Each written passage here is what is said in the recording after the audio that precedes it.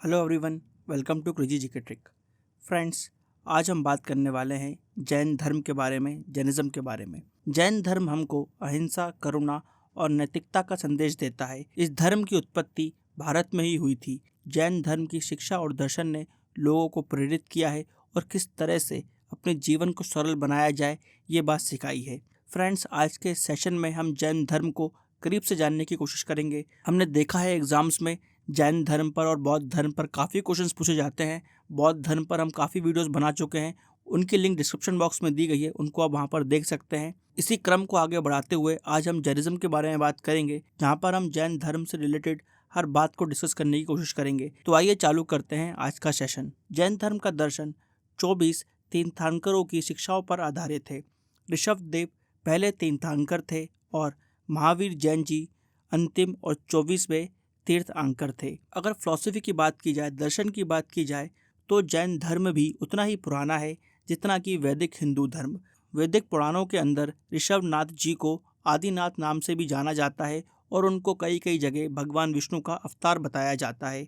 अंतिम तीर्थंकर महावीर जैन जी के बाद हम देखते हैं कि जैन धर्म एक व्यापक रूप से स्थापित होता है और एक अलग धर्म के रूप में स्थापित किया जाता है। उस समय के सामाजिक और आर्थिक परिवेश को समझते हुए जैन धर्म ने अहिंसा, करुणा और नैतिकता का संदेश दिया और साथ में जैन धर्म ने कर्मकांड, पशु बलि आदि का विरोध करते हुए देश में अपनी शिक्षा को फैलाया। आइए अब बात करते हैं अंतिम तीर्थंकर महावीर जैन जी के बारे में और उनके जीवन के बारे में। वर्धमान राजा सिद्धार्थ और रानी त्रिशिला के पुत्र थे महावीर जैन जी। उनका जन्म 599 ईसा पूर्व में कुंडन ग्राम, जो वर्तमान में बिहार के वैशाली क्षेत्र में आता है, वहाँ पर हुआ था। 30 वर्ष की आयु में उन्होंने अपना परिवार और राज को त्याग दिया था, साथ में सभी सांसारिक संपत्ति को भी त्याग दिया था। उन्होंने अपने वस्त्रों तक को त्याग दिया था, जिसके बाद वो सच की खोज में उसकी तलाश में चले गए थे। 12 साल के कठिन तप के बाद उनको केवल ज्ञान की प्राप्ति होती है, जिसके बाद वो कई वर्षों तक अपने ज्ञान का प्रसार करते हैं और लोगों तक अपनी शिक्षाओं को ले जाते हैं। उन्हें निगंथक भी कहा जाता है, जिसका अर्थ होता है जो व्यक्ति आसक्तियों से और दोषों से मुक्त होता है। और जब उन्होंने केवल्य ज्ञान की प्राप्ति कर ली थी, उसके बाद उन्हें जिना की उपाधि दी गई, जिसका मतलब होता है कॉन्करर, जिसने चीज़ों पर जीत प्राप्त कर ली हो। उसके बाद पावापुरी, जो आज के समय में बिहार में एक स्थान है, वहाँ पर 72 साल की उम्र में उनकी मृत्यु हो जाती है। फ्रेंड्स, यहाँ पर आपके लिए एक इन्फॉर्मेशन है, अगर आप इसी तरीके से इंडियन हिस्ट्री को या फिर वर्ल्ड हिस्ट्री को, कला और संस्कृति को, आर्ट एंड कल्चर को डिटेल में पढ़ना चाहते हैं, तो आप हमारा हिस्ट्री का बैच ज्वाइन कर सकते हैं, जो कि रूट ऐप पर अवेलेबल है। ये बैच लाइव है और उसकी क्लासेस आपको रिकॉर्डेड फॉर्म में भी मिल जाती हैं। यहाँ पर हर टॉपिक को डिटेल में पढ़ा जा रहा है, नोट्स यहाँ पर बायलिंगुअली दिए जा रहे हैं और टॉपिक वाइज टेस्ट भी कराए जाते हैं। हिस्ट्री एक कॉम्प्रिहेंसिव सब्जेक्ट है, क्योंकि हिस्ट्री के अंदर हम कहीं ना कहीं सोशोलॉजी भी पढ़ते हैं, इकोनॉमी भी पढ़ते हैं, पॉलिटी भी पढ़ते हैं, ज्योग्राफी भी पढ़ते हैं, फिलॉसफी भी पढ़ते हैं। इस बैच के अंदर हम हिस्ट्री को इसी तरह से पढ़ते हैं कि जो बाकी पहलू जुड़ते हैं इतिहास से, उन सब पहलुओं पर भी हमारी पकड़ बन सके और कॉम्प्रिहेंसिव लर्निंग हो सके, एक संपूर्ण ज्ञान की प्राप्ति हमको हो सके। तो फ्रेंड्स, ज़रूर विजिट करिएगा रूट ऐप को, जहाँ पर आपको उसकी डेमो क्लासेस भी मिल जाएंगी। और अगर आप इस कोर्स के बारे में कुछ और भी पूछना चाहते हैं, तो उस नंबर पर आप कॉल लगा सकते हैं, आपके डाउट्स आप क्लियर कर सकते हैं। चलिए आगे बढ़ते हैं। आइए अब हम जैन धर्म की शिक्षा और उसके दर्शन के बारे में बात करते हैं। जैन धर्म ये मानता है कि ट्रांस माइग्रेशन ऑफ सोल्स होता है, यानी कि आत्मा एक शरीर से दूसरे शरीर में जा सकती है, उसका पुनर्जन्म होता है। रीबर्थ की फिलॉसफी में जैन धर्म बिलीव करता है। जैन धर्म लॉ ऑफ कर्मा में भी बिलीव करता है, यानी कि मनुष्य जो भी भोगता है वो अपने कर्मों के हिसाब से ही भोगता है। इस बात पर भी जैन धर्म यकीन रखता है। यहाँ पर ये माना जाता है कि अगर आपको जीवन मरण के चक्र से मुक्ति पानी है, तो सही कर्मों का अभ्यास करना पड़ेगा। और सही कर्मों का अभ्यास आप कर सकते हैं अगर आप 3 रत्नों का पालन करें। तो आइए बात कर लेते हैं उन 3 रत्नों की। जैन धर्म के 3 रत्न हैं: सम्यक दर्शन, यानी कि सही विश्वास, राइट फेथ; सम्यक चरित्र, यानी कि सही आचरण, राइट कैरेक्टर; फिर है सम्यक ज्ञान, यानी कि राइट नॉलेज। ये 3 मूल सिद्धांत हैं जैनिज्म के, जिनको फॉलो कर कर मनुष्य जीवन और मरण के चक्र से मुक्त हो सकता है। आइए इनको थोड़ा डिटेल में समझते हैं। सम्यक चरित्र की अगर बात करें, तो उसके अंतर्गत 5 चीज़ों का पालन करने को कहा जाता है, जिनको हम 5 महाव्रत के नाम से भी जानते हैं। सबसे पहला है सत्य, यानी कि झूठ नहीं बोलना है, हमेशा सत्य बोलना है। फिर है अहिंसा, यानी कि हिंसा नहीं करनी है। फिर है अपरिग्रह, इसका मतलब होता है कि नॉन पोजिशन, आपको भौतिकवादी नहीं होना चाहिए, मटेरियलिस्टिक नहीं होना चाहिए। मरने के बाद मनुष्य अपने साथ कुछ नहीं ले जाता, हर चीज़ यहीं रह जाने वाली है, तो अटैचमेंट नहीं होना चाहिए किसी भी भौतिक चीज़ से।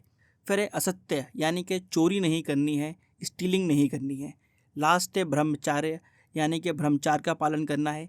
वर्धमान महावीर जी ने ही ब्रह्मचार्य को जोड़ा था सम्यक चरित्र के अंदर। आइए अब देखते हैं सम्यक दर्शन के अंतर्गत किन किन चीज़ों पर ध्यान देने की बात की गई है या किन तत्वों की बात की गई है। यहाँ पर 7 तत्व हैं जो दिगंबर जैन मानते हैं, और श्वेतांबर जैन यहाँ पर 2 तत्व और ऐड करते हैं। तत्व वो चीज़ है, अगर आप सम्यक दर्शन पाना चाहते हैं तो इन तत्वों को समझना बहुत इंपॉर्टेंट है। सबसे पहली चीज़ है यहाँ पर जीव, यानी कि जिन पदार्थों में आत्मा होती है। फिर है यहाँ पर अजीव, जहाँ पर आत्मा नहीं होती है। फिर है अशरफ, आत्मा में कर्मों के प्रवाह को अशरफ कहा जाता है।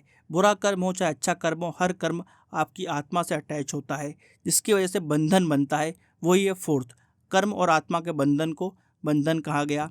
उसके बाद हम देखते हैं संवरा, आत्मा में कर्म का प्रवाह या ठहराव, अगर रोका जा सके कर्मों के ठहराव को तो ये जो स्टेज आती है उसको हम संवरा कहते हैं। फिर है निरंजरा, जब आत्मा से कर्मों को अलग करना चालू करते हैं तो स्टेज आती है निरंजरा। फिर आता है मोक्ष, जब आत्मा पूरे कर्मों से मुक्त हो जाती है तो मोक्ष की प्राप्ति होती है। इसके बाद हम देखते हैं श्वेतांबर जैन 2 तत्वों को और मानते हैं, जहाँ पर पुण्य यानी के अच्छे काम, पाप यानी के बुरे काम, ये जोड़े जाते हैं उनके द्वारा। ऊपर के 7 दिगंबर जैन मानते हैं। इसके बाद हम बात करते हैं सम्यक ज्ञान की, किस तरीके से राइट नॉलेज मिल सके हमको। तो इसके लिए 5 तरीके से ज्ञान हम एक्वायर कर सकते हैं। जैसे कि पहला है मति, सेंसरी नॉलेज, हमारे जो बॉडी के सेंस ऑर्गन्स हैं उनके थ्रू जो हमको नॉलेज आती है। फिर है श्रुतु, एक्वायर्ड नॉलेज, जो ज्ञान हम किताबों से या लोगों से सीख के लेते हैं उसको बोलते हैं एक्वायर्ड नॉलेज। फिर है अवधि, डिस्टेंस नॉलेज प्राप्त करने के कई तरीके होते हैं, इसमें आप एक्सपीरियंस को भी जोड़ सकते हैं। एक्सपीरियंस के थ्रू जो नॉलेज आती है और डिफरेंट सोर्सेज से जो नॉलेज आती है उसको हम डिस्टेंस नॉलेज या फिर अवधि के अंदर डाल सकते हैं। इसके बाद है इसके बाद है मनहा प्रायाया, पैरानॉर्मल नॉलेज इसको कहा जा रहा है। मेडिटेटिव स्टेज में, यानी कि ध्यान मुद्रा में जो नॉलेज हमारे पास आती है उस नॉलेज की यहाँ पर बात की जा रही है। और लास्ट में जब हमको सत्य का ज्ञान होता है, कंप्लीट नॉलेज मिलती है, उसको केवल्य ज्ञान या फिर एब्सोल्यूट नॉलेज कहा जाता है। आइए अब बात करते हैं उन सब्सटेंसेस की, उन द्रव्यों की जिनका अस्तित्व नष्ट नहीं किया जा सकता। तो जैन धर्म के अंदर हम देखते हैं श्वेतांबर जैन 5 चीज़ों को ऐसा मानते हैं जिनको नष्ट नहीं किया जा सकता, जो शाश्वत हैं, जो है सोल यानी कि जीव, फिर मैटर, स्पेस, मोशन और रेस्ट। ये 5 चीज़ें मानते हैं श्वेतांबर जैन। छठी चीज़ यहाँ पर है समय काल, जिसको ऐड किया गया है दिगंबर जैनों द्वारा। और ये 6 पदार्थ ऐसे हैं जिनको नष्ट नहीं किया जा सकता, जो शाश्वत हैं, इनका अस्तित्व हमेशा रहेगा, ऐसा माना जाता है। अब फिलॉसफी की बात करें तो एक बहुत इंपॉर्टेंट कॉन्सेप्ट जैन दर्शन के अंदर हमको देखने को मिलता है, जिसका नाम है अनेकांतवाद। ये फिलॉसफी ये बोलती है कि सत्य तो एक है, मगर अलग अलग दृष्टिकोण की वजह से एक ही सत्य सबको अलग अलग दिखाई देता है। इसलिए किसी एक व्यक्ति के पास कंप्लीट नॉलेज होना या कंप्लीट ट्रुथ होना इम्पॉसिबल हो जाता है, क्योंकि हर दृष्टिकोण से आप चीज़ों को जब तक नहीं देख लेंगे तब तक आपके पास कंप्लीट नॉलेज नहीं आएगी। तो ये अनेकांतवाद की फिलॉसफी है जैन धर्म के अंदर, जो बताती है कि सत्य के डिफरेंट रूप हो सकते हैं, क्योंकि सबके दृष्टिकोण अलग हैं, इसलिए सबका सत्य अलग हो जाता है। आइए अब बात करते हैं कि किस तरह से जैन धर्म के अंदर विभाजन हुआ और 2 संप्रदाय हमको देखने को मिलते हैं, दिगंबर जैन और श्वेतांबर जैन। फ्रेंड्स, ये बात है 350 ईसा पूर्व की। उस समय भारत में मौर्य काल का शासन चल रहा था और 12 साल का लंबा अकाल पड़ा था उस समय। चंद्रगुप्त मौर्य उस समय सिंहासन पर थे। उस अकाल के समय क्योंकि संसाधनों की कमी थी, भोजन की कमी थी, और जैन धर्म काफ़ी स्ट्रिक्ट है खाने को लेकर और डिसिप्लिन को लेकर, इसलिए उस समय जैन विद्वान भद्रबाहु अपने नेतृत्व में जैन संप्रदाय के लोगों को साउथ इंडिया लेकर जाते हैं, कर्नाटका लेकर जाते हैं, क्योंकि वहाँ पर संसाधनों की कमी नहीं थी। और यहाँ पर जो जैन भद्रबाहु जी के साथ गए उनको दिगंबर जैन बोला गया। और इनका ये क्लेम था क्योंकि हम सही जगह पर रहे तो इसलिए हमने सही तरीके से जैन धर्म की शिक्षाओं का पालन किया है। जो लोग यहाँ पर नॉर्थ इंडिया में रह गए थे उनके लीडर थे स्थूल बाहु जी, उनको वाइट क्लैड भी कहा जाता है और उनको हम श्वेतांबर जैन के नाम से जानते हैं। तो इस तरीके से विभाजन हो गया था जैनिज्म के अंदर। जैन धर्म के अंदर हमको दो प्रमुख संगतियां भी देखने को मिलती हैं। पहली संगति हुई थी 300 BC में, जिसका नेतृत्व किया था स्थूलबाहु ने, और ये हुई थी पाटलिपुत्र में, जहां पर जैन धर्म के 12 अंगों का कंपाइलेशन हुआ था। दूसरी संगति हुई थी 512 AD में, जहां पर हेड थे देवर्दी कशमाशीमाना। ये संगति हुई थी वल्लभी में, और यहाँ पर कुछ एडिशन किए गए थे अंगों के अंदर, जिसको हम बोलते हैं उपंग। तो फ्रेंड्स, यहाँ पर हमने जैन धर्म से रिलेटेड इंपॉर्टेंट टॉपिक्स को डिस्कस कर लिया है। यहाँ पर हमने जो कुछ भी डिस्कस किया है, इन पर बहुत सारे क्वेश्चंस आपको एग्जाम्स में देखने को मिलेंगे, तो अच्छा रहेगा अगर आप हर पॉइंट को नोट करें। यहाँ से अगर अब कोई भी क्वेश्चन आपके सामने आएगा तो आसानी से आप उसको सॉल्व कर पाएंगे। तो फ्रेंड्स, यहाँ पर हमने जैनिज्म को बहुत डिटेल में डिस्कस किया है। आई होप आपको ये वीडियो इन्फॉर्मेटिव लगा होगा। ऐसे और वीडियो देखने के लिए इस वीडियो को लाइक करें, शेयर करें और हमारे चैनल को सब्सक्राइब करें। Till then friends, bye bye and take care.